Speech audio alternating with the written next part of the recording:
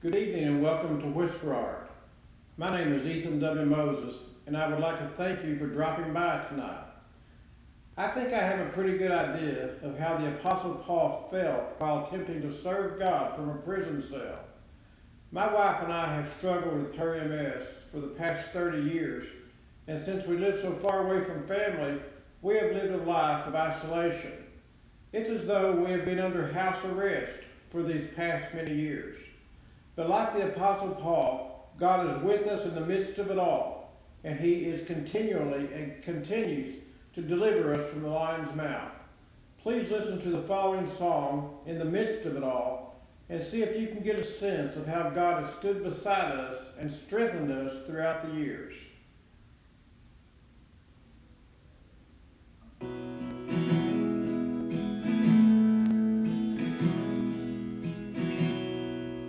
I've had bad days, months and years.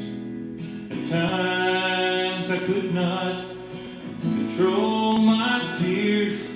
I cried out for mercy to God on high. He eased my suffering and wiped my eyes. Each time I cry out, call His name, He touches my soul and soothes my pain. Through the midst of it all, He's always been there to hold my hand and show that He cares. Holy, holy is the Son He sent. Holy, holy to the cross He went. Holy, holy, He lives today. Holy, holy is the only way.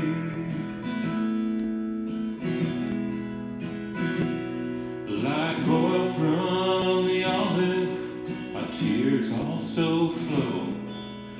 Crushed by life, as wearily I go. In the midst of it all, I hear the angels sing. Holy, holy, the words would ring. Without the press, there would be no oil of that. There is no doubt.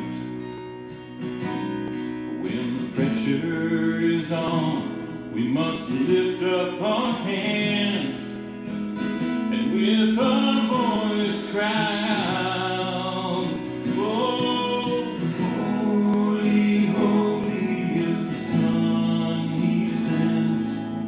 Holy, holy to the cross He went. Holy, holy, He lives today. Holy, holy is the only way.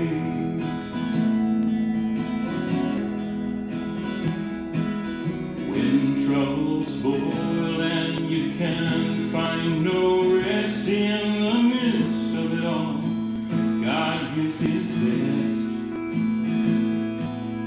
He gave His Son to die on the cross for the wicked, the cruel, and the eternally lost.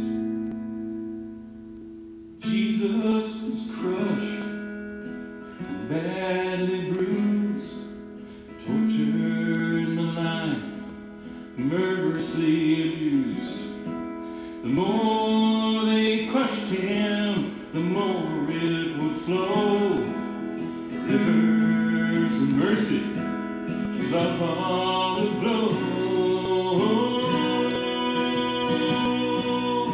Holy, holy is the Son He sent. Holy, holy to the cross He went. Holy, holy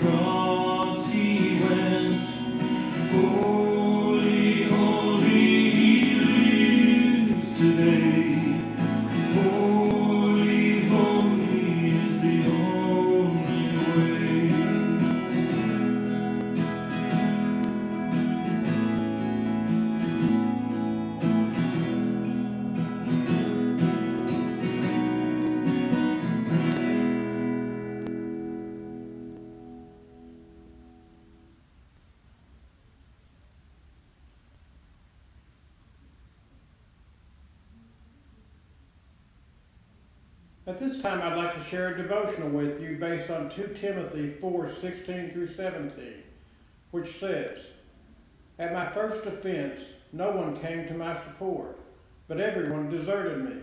May it not be counted against them. But the Lord stood at my side and gave me strength, so that through me the message might be fully proclaimed, and all the Gentiles might hear it. And I was delivered from the lion's mouth." Like most children, when I was a child, I was very impressionable and wanted to be just like those people I loved, trusted, and admired. One of my former pastors used to always say that people will let you down every time, but God never will. This lesson became very clear to me as I grew older, and I had to reassess who and what I wanted to be. It wasn't until I accepted Christ into my heart and became familiar with the stories and characters in the Bible that I began to develop my own identity. Like a child, I'm still very impressionable, but I now look to the examples in God's holy word as to how I should live my life. One of the characters in the Bible that I really admire is the Apostle Paul. Other than Jesus, I don't think there is another character in the Bible that demonstrates how we can continue to praise God and minister to others even in the most adverse situations. The Apostle Paul is a good person to imitate when we are dealing with any type of adversity, like being homebound by an illness like MS, or being self-quarantined by the coronavirus. He makes us realize that regardless of the type of adversity we're facing, God is with us in the midst of it all. And now a poem called Adversity. Adversity has a way of weakening our stride, and it even gets us down perhaps. That's when we need to look deep within and pull ourselves up by our own bootstraps. Adversity will surely come to us all. It always has and always will. It robs us of our inner peace and dictates how we act and feel. There is something we can do to cause the pain of adversity to cease. We can turn to the light within and ask God to restore our inner peace. With God's help, we can endure all adversity, pain, and strife. We can face each day with a smile and live a happy, joyful life. In closing, I would just like to say that in the midst of his adversity, the Apostle Paul had his focus on Christ. He imitated Christ. While Jesus faced the adversity of the cross, he was tortured, maligned, and mercilessly abused. The more they crushed him, the more would flow rivers of mercy and love all aglow. Praise the holy name of Jesus.